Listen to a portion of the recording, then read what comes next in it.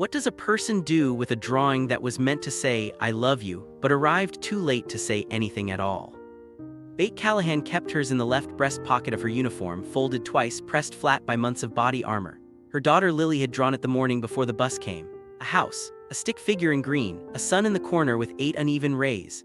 Beth had folded it right there at the kitchen table, slipped it into her pocket, and told herself she would look at it when she needed to remember what she was working for. She never opened it once, she did not need to, she knew it was there.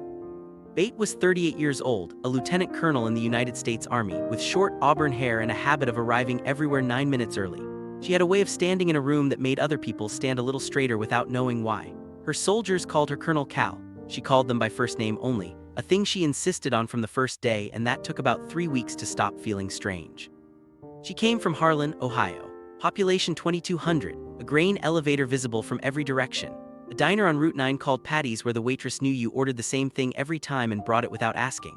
A VFW hall on Main Street where 8x10 photographs of local service members lined the back wall in rows, and where Beth's own photograph had hung since her first deployment 14 years before. She was funny, that surprised people who met her outside of uniform. She had a dry, unhurried sense of humor that came out sideways.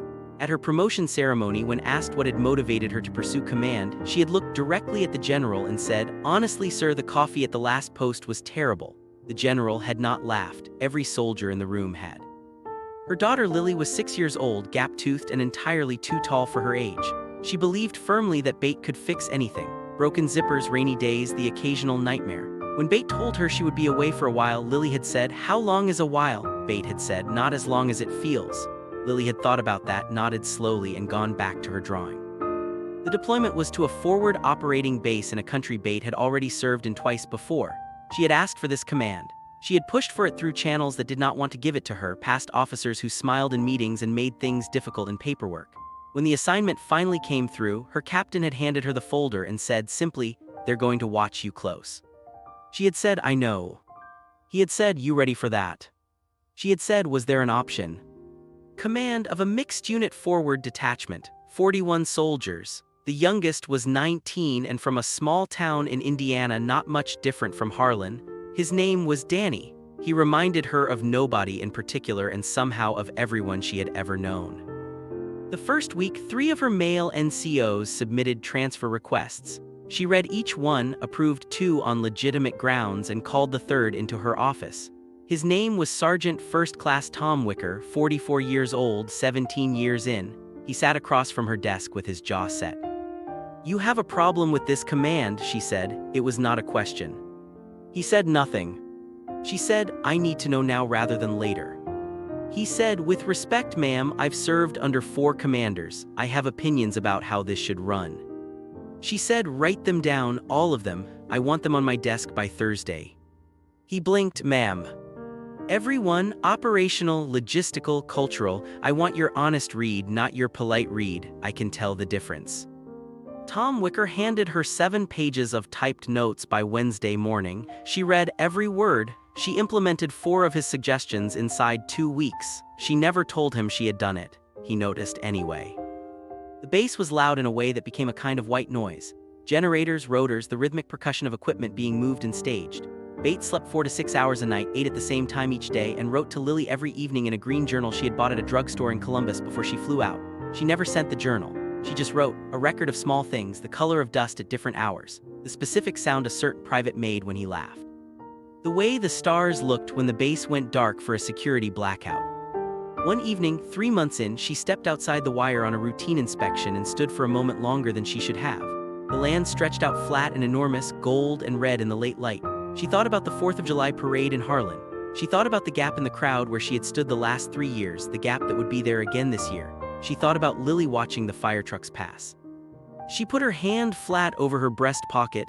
She felt the folded paper beneath the fabric. She did not open it. She turned and went back inside.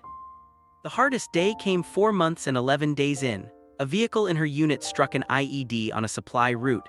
2 soldiers were wounded, one seriously. The soldier's name was Private First Class Carol Means, 22 years old, from a small town in Kansas. She had a husband at home and a daughter 6 months old. Beth rode with Carol to the medevac point and held her hand for the 40 minutes it took to get there. Carol was conscious. She was not crying, she was asking about her daughter. Bates said she's fine. Carol said you don't know that. Bates said no, but I know you're going to tell her this story yourself. Carol survived? The surgery took 6 hours. Bates sat in the waiting area of the field hospital and did not move for 4 of them. When the surgeon came out and told her Carol was stable, Bates stood up, thanked him, walked around the corner of the building and sat on the ground with her back against the concrete wall for 3 minutes before she went back to work. She did not write about that in the journal. Some things did not need to become words. Carol's grandmother, a woman named Doris, 67 years old, silver-haired and sharp-eyed, had agreed to watch Lily while Bates was away. Doris lived 2 streets over in a house that smelled like cinnamon and old books. She had done this before. She knew the rhythms of a deployment household, the specific silence of a phone that does not ring, the way a child stops asking a question once she has learned not to expect an answer. Lily was 6. She understood deployment the way a 6-year-old understands anything large and adult, through the edges, the visible parts, the things that affected her directly. Her mother was gone, she would come back. In the meantime, there were things to do. She decided to draw her mother a picture every week. Not one picture, one per week. She used the big pad of paper Doris kept in the craft drawer and the good markers, not the dried out ones. Week 1 was a portrait of Bates in her uniform. Week 2 was the house with Lily standing in front of it waving. Week 3 was a dog, even though they did not have a dog. Lily had decided that when her mother came back they were getting a dog, and she saw no reason not to draw it now. Doris put each picture in a shoebox. She wrote the date and week number on the back of each one in her careful cursive. The 4th of July came in the middle of the deployment. Harlan's parade went down Main Street the same as always, 3 fire trucks, the high school band, a flatbed with the mayor and some local officials. Doris and Lily stood on the sidewalk in front of the hardware store and watched it pass. Lily had a small flag on a stick that she waved whenever anyone waved at her. At one point she turned and looked at the spot beside Doris. She looked at it the way children look at things they are still working out. "That's where Mom would stand," she said. "It is," Doris said. "She's going to stand there next year." "She is." Lily turned back to the parade. She kept waving her flag. In September, a car came slowly down Doris's street and Lily, watching from the porch, gripped the railing with both hands. The car turned into a neighbor's driveway. Lily let go of the railing. She went back inside without saying anything. Doris saw it from the kitchen window. She set down the dish she was drying and stood very still for a moment. Then she finished drying the dish and put it away. The weeks passed the way weeks do when you are waiting for something.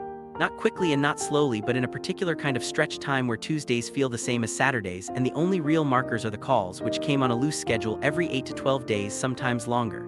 Lily was always in bed by the time the calls came. Doris would knock softly and say, "Your Mom." Lily would be awake already. She always was. She would take the phone into her room and sit cross-legged on the bed and say, "Hi, Mom." And Bates would say, "Hey, Bug." And Lily would say, "I drew you another one." And Bates would say, "What is it this time?"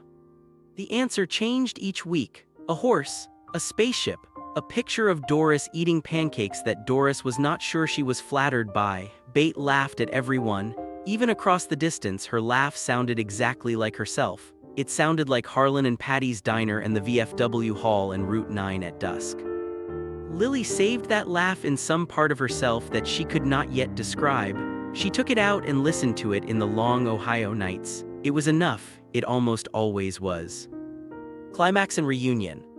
Bates came home on a Wednesday in November, earlier than scheduled. The early return was not announced. Doris knew, Lily did not.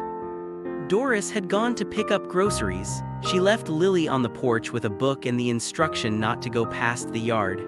She drove to the end of the block, parked, and watched. Bates' car came up the street 20 minutes later. She was still in uniform. She had driven from the base in Columbus without stopping. She had not called ahead. She was not sure she could have said a full sentence on the phone. She pulled into the driveway. She sat in the car for a moment, then she got out. Lily looked up from her book. She did not run. She stood up slowly, the way a person stands when they are not sure what they are seeing is real. Then she took 3 steps off the porch, then 2 more, then she was running and Bates was already across the lawn, down on one knee, her arms open. They stayed like that for a long time. Bates' face was pressed into Lily's hair. Lily was making no sound. Neither of them said anything for a while. Finally, Lily pulled back and looked at her with the serious, assessing expression she sometimes used when something important was happening. She said, "You're thinner." Bate laughed. It was a real laugh, the kind that takes you by surprise. She said, "I missed you." Lily said, "I know." She reached up and put her hand flat on Bate's chest, right over the breast pocket. "What's in there?" Bate reached into her pocket and took out the folded paper. She unfolded it carefully, both hands. The house, the stick figure in green, the sun with 8 uneven rays. It had creased and softened over 7 months. The colors had faded just slightly at the folds. She turned it so Lily could see. Lily studied it. "I made that a long time ago," she said. "I know," Bate said. "I got better." Bate looked at the drawing, then she looked at her daughter. Something moved in her face that was not sadness and was not quite joy. She said, "Show me." Later, inside, Lily brought out the shoebox. 31 drawings, one for each week plus one for good measure, a final one. Lily had done that very morning, as if she had known. Bate went through them slowly, one by one, at the kitchen table. Doris made tea. Nobody talked much. When Bate got to the last one, she stopped. It was a portrait, 2 figures side by side, one tall, one small. The tall one wore green. The small one had orange hair, though Lily's hair was brown in real life. Between them, the tall figure was holding out a piece of paper to the small one. On the paper, Lily had drawn a tiny sun. Bate set it on the table. She put her hand over it, palm down. The original drawing had gone into her pocket as a thing she was protecting. A small, fragile thing that needed to survive the distance with her. She had carried it for 7 months as a kind of weight, a reminder of what she was responsible for. But looking at Lily's face across the table, at the 31 drawings lined up in chronological order, at the careful dates Doris had written on the backs, she understood something she had not understood before. The drawing had not needed her protection. Neither had Lily. Both of them had been doing exactly what they needed to do, carrying themselves forward, making things week by week until the distance closed. She picked up the original drawing and the last one and held them side by side for a moment. Then she put them both back in the shoebox together. If this story moved you, we hope you will share it with someone who needs to hear it today. Leave a story of your own in the comments. We read everyone. Subscribe to Soul Relief Stories and stay with us. There are more stories like this one waiting to be told.